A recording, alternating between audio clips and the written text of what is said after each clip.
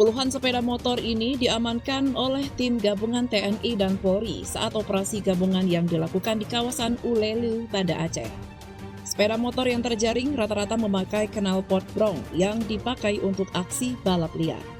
Kegiatan tersebut digelar dalam rangka mencegah terjadinya balap liar motor serta untuk memberikan rasa aman kepada pengguna jalan dan masyarakat.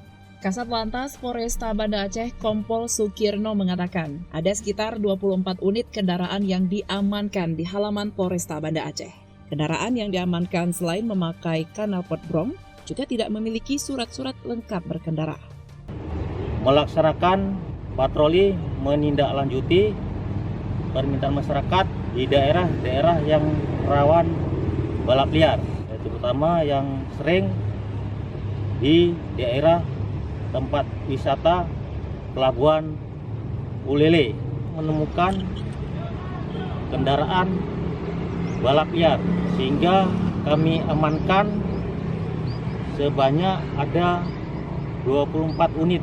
Untuk pelepasan kendaraan bermotor, persyaratannya supaya knalpot yang blong dilengkapi dengan yang standar.